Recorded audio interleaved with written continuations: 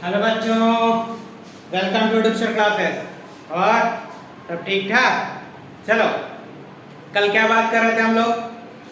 कल से हम लोग न्यूमेरिकल स्टार्ट किया हुआ था, ठीक है। चलो आज भी न्यूमेरिकल करते हैं। चलो देखो, एक न्यूमेरिकल है question one. Two charges minus 0.8 microcoulomb and 0.4 microcoulomb, ठीक है। -0.8 माइक्रोकूलम एंड 0.4 माइक्रोकूलम फील्ड, दोनों के बीच में फोर्स ऑफ अट्रैक्शन कितना है? और repulsion, the force of attraction between them is कितना है? 0.2 न्यूटन। आपको क्या बताना है? पहला सेपरेशन बताना है, ठीक है। तो आपको सेपरेशन निकालना है इसमें। टू पॉइंट चार्जेस है, -0.8 microcoulomb and 0.4 microcoulomb, the force of attraction between them is 0.2 Newton. तो आपको सेपरेशन निकालना है। आपके एनसीईआरटी का ये सेकंड क्वेश्चन है, ठीक है। चलो देखते हैं। 2 पॉइंट चार्जेस, एक पॉइंट चार्ज, दूसरा point charge, -0.8 microcoulomb plus 0.4 microcoulomb which are separated by r। ये r निकालना है सेपरेशन आपको, ठीक है। फोर्स कितना दिया है भाई? 0.2 न्यूटन। अच्छा ये बताओ अट्रैक्शन और रिपल्शन, ये बताओ जल्दी से। एक पॉजिटिव और एक नेगेटिव, पॉजिटिव नेगेटिव क्या होगा? अट्रैक्शन -0.2 न्यूटन, ठीक है। r आपको निकालना है। q1 कितना है भाई? -0.8 माइक्रोकूलम यानी -0.8 × 10⁻⁶ कूलम। q2 कितना है? 0.4 × 10⁻⁶ कूलम, ठीक है। अब देखो ऐसे क्वेश्चन क्या होता है कि q1 q2 बाई r² होता है, बोलो होता है ना। अब देखो फोर्स की वैल्यू कितनी है भाई? -0.2, k की वैल्यू 9 × 10⁻⁹। q1 कितना है भाई? -0.8 × 10⁻⁶ इनटू q2 कितना है? 0.4 × 10⁻⁶ बाई सेपरेशन कितना है भाई? r²। अब आपको r की वैल्यू निकालनी है। r² को उधर भेजो, नेगेटिव से नेगेटिव क्या हो जाएगा? कट जाएगा। r² 9 × 10⁻⁹ 9 × 0.8 × 10⁻⁶ × 0.4 × 10⁻⁶ by 0.2। अरे होगा? बोलो होगा ना। 0.2 से 0.8 कितनी बार में कटेगा? 4 टाइम्स में। चलो अब देखो 10⁻9 10⁻6 10⁻6 कितना हो जाएगा? 10⁻12 प्लस 9 10⁻3 into 9 4 into 0.4 होगा। अब देखो यहाँ पे 4 into 10⁻4 हो जाएगा। 9 into 4 into 4 into 10⁻4 होगा कि नहीं? होगा ना। तो r² देखो ना, स्क्वायर रूट लगाते हैं यहाँ पे। 9 into 4 into 4 into 10⁻4, ये बताओ 9 किसका स्क्वायर रूट है? बोलो 9 किसका स्क्वायर रूट है? 3 का।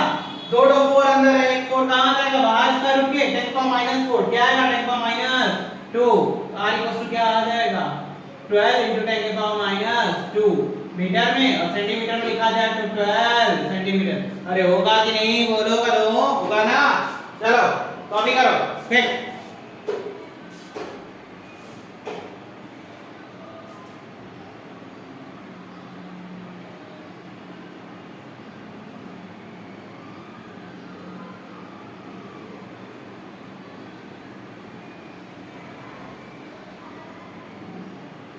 हो गया? कॉपी कर लिए भाई कि नहीं? अरे बोलो।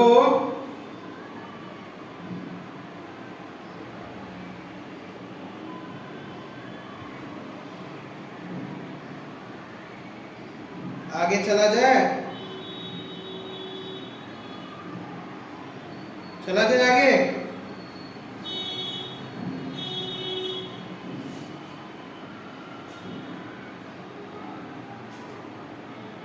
चलो आगे एक क्वेश्चन और लेते हैं हम लोग। कौन सा क्वेश्चन? बोलो। चलो एक क्वेश्चन लेते हैं और लोग एनसीईआरटी रिलेटेड डाटा एक्चुअल पता नहीं आ, एक्चुअल डाटा नहीं आ, बट स्टिल चलो इसको सॉल्व करते हैं। क्या है, अरे उसी टाइप का ना होगा भाई। अच्छा रुको देखते हैं, 1 मिनट, जस्ट 1 मिनट रुके रहो। क्या है एक्यूरेट डाटा,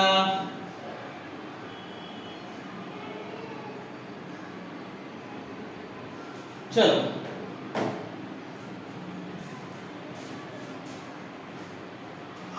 इलेक्ट्रिक फील्ड, एक इलेक्ट्रिक फील्ड दिया हुआ, रुके रहो 1 सेकेंड रुक जाने दो। देखो दिया हुआ है इलेक्ट्रिक फील्ड, एक इलेक्ट्रिक फील्ड है क्या, 3 × 10 के पावर 3 न्यूटन पर कूलम आई कैप में, ठीक है। और एक स्क्वायर है, square of side, square of side in yz plane, side 10 centimetre in yz plane, ठीक है। तो आपको बताना है कि फ्लक्स कितना होगा, पहला आपको बताना है क्या होगा, फ्लक्स कितना होगा, ठीक है। फ्लक्स आपको निकालना है।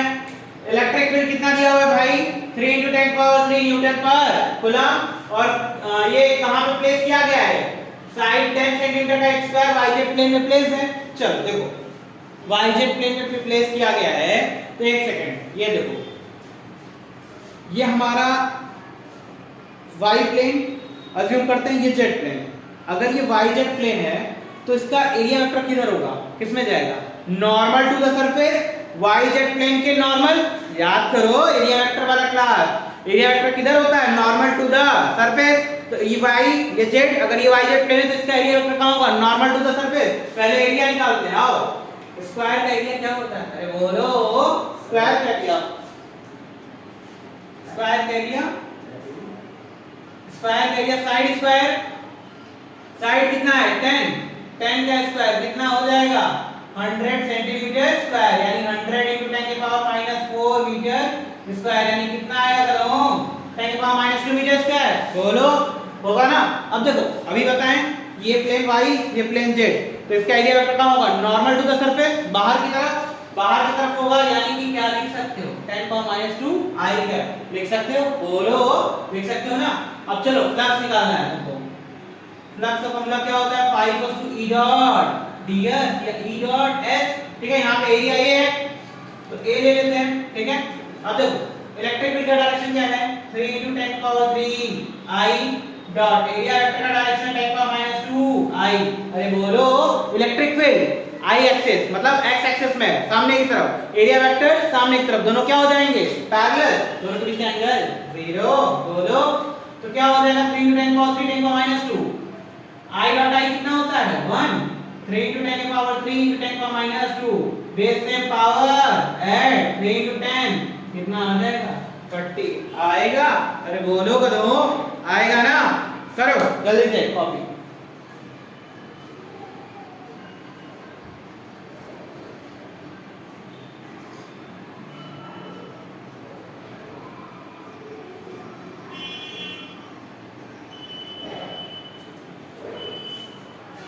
अब देखो इसी में जो दूसरा क्वेश्चन पूछा हुआ है एनसीईआरटी में, बोला हुआ है कि x एक्सिस के साथ कितना डिग्री का एंगल बन रहा है, angle formation with x degree is, angle making with x degree is 60 degree, 60 degree का एंगल बन रहा है, बोलो 60 डिग्री बन रहा है ना। चलो देखो x एक्सिस के साथ 60 डिग्री बन रहा है, ठीक है। यानी कि अगर हम लोग फ्लक्स निकाले तो phi = क्या होता है, अरे बोलो E डॉट ds होता था, इसको हम लोग E डॉट a लिखे हुए हैं, बोलो तो E a cos थीटा होगा ना, बोलो। इलेक्ट्रिक फील्ड की वैल्यू कितनी है भाई 3 × 10⁻³ है ना, 3 × 10⁻³ एरिया वेक्टर की वैल्यू कितनी आई, एरिया की 10⁻⁻2, दोनों के बीच का एंगल कितना है cos 60, अरे बोलो cos 60 ना, तो ये कैंसिल हो जाएगा 30 × cos 60 वैल्यू 1/2 कितना आएगा प्लस 15 आएगा। ठीक है। अगर एंगल कितना फॉर्म करे 60 डिग्री बनेगा तो कितना बन जाएगा 15 डिग्री। यहाँ पे कितना बन रहा था 90 डिग्री, नॉर्मल था, i डॉट टाइप 1 हो गया था। यहाँ पे डायरेक्शन पता नहीं, इन दोनों के बीच से जा रहा होगा ना भाई। जब बीच से जा रहा होगा तो फिर आपको कंपोनेंट लेने पड़ेंगे, तो कॉस वाला कंपोनेंट देगा, साइन वाला नहीं देगा। ये समझा? चलो देखो, आओ देखो, ई रहा तुम्हारे वो स्क्वायर प्लेट। अब इसका एक्स एक्सिस इधर होगा नॉर्मल। अब ये इसके साथ कितना डिग्री बन रहा है 60 डिग्री। तुमको किधर वाला देगा, इधर वाला कुछ वैल्यू देगा, देगा वैल्यू नहीं ना देगा। इधर की वजह से कोई फ्लक्स नहीं होगा, इधर की वजह से क्या होगा e cos थीटा, यही वाली वैल्यू देगी ना। तो ये वाली के लिए आपको क्या चाहिए, आपको इधर का इलेक्ट्रिक फील्ड, इधर का एरिया, तो e cos थीटा ds, दोनों के बीच का एंगल 60 डिग्री। पुट कर दिया, फ्लक्स कितना आ गया 15।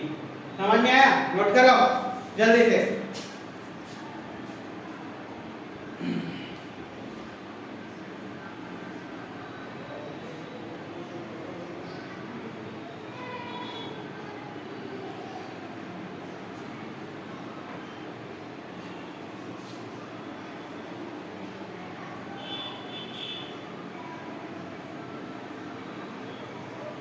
एक क्वेश्चन और है, करते हैं हम लोग।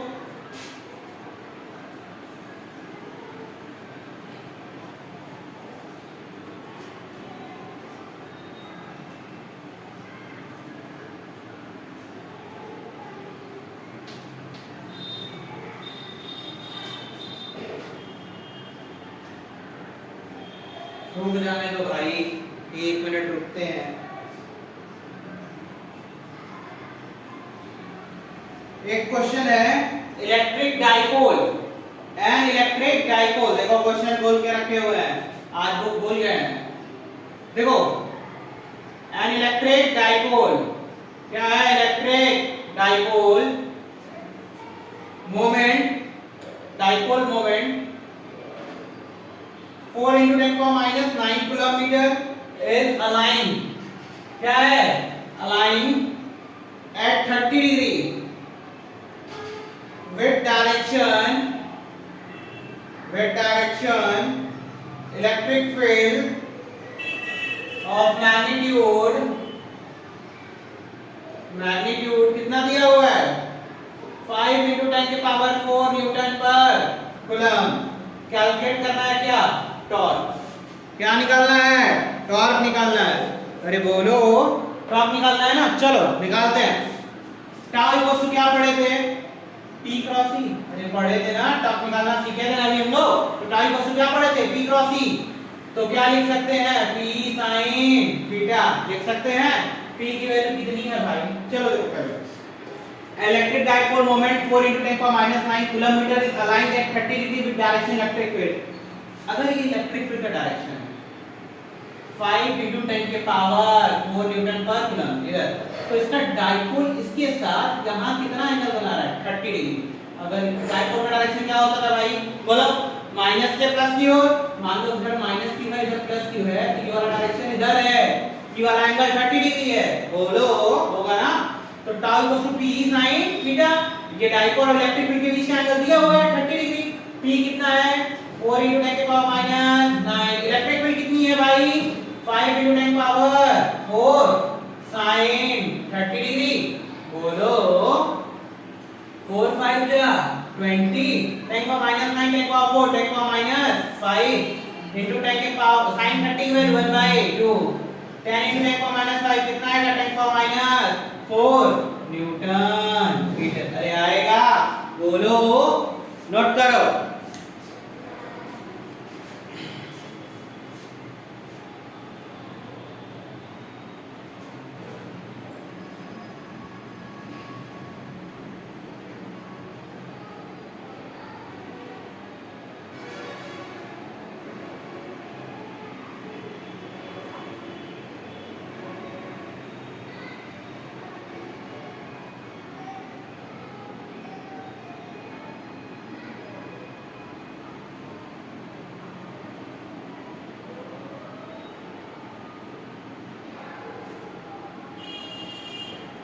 हो गया, बोलो चलो। एक क्वेश्चन है मेंस का आया हुआ, उसको करते हैं हम लोग। बोला है 10 microcoulomb is divided into two parts. 10 microcoulomb के दो चार्ज हैं, इसको डिवाइड किया गया। लेकर आए क्वेश्चन, अरे रुको कदम हो, लिखते हैं पहले मिटा दो दे।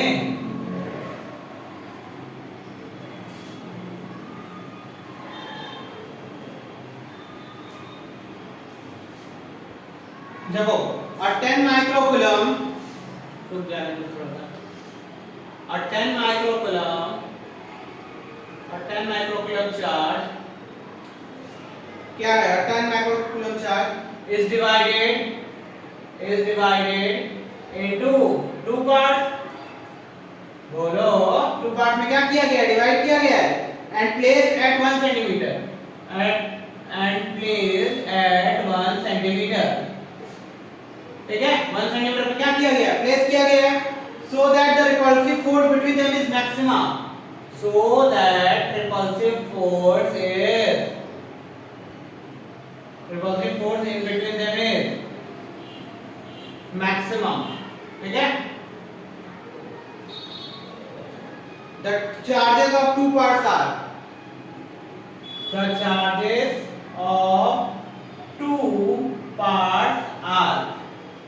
ठीक है। चलो, बोला है 10 माइक्रोकूलम के दो चार्ज हैं, सॉरी 10 माइक्रोकूलम के चार्ज को डिवाइड किया गया दो पार्ट में। चलो सॉल्व करते हैं। 10 माइक्रोकूलम के दो चार्ज को डिवाइड किया गया दो पार्ट में, तो अगर एक को x माइक्रोकूलम ले लिया जाए तो दूसरा कितना हो जाएगा भाई? 10 - x माइक्रोकूलम होगा। अरे बोलो, होगा ना। और इनके बीच का सेपरेशन कितना है? 1 सेंटीमीटर। अब इस फोर्स को क्या करना है? रिपल्सिव फोर्स को मैक्सिमम। चलो निकालते हैं। F इक्वल क्या होता है भाई? K Q1 Q2 by R होता है ना।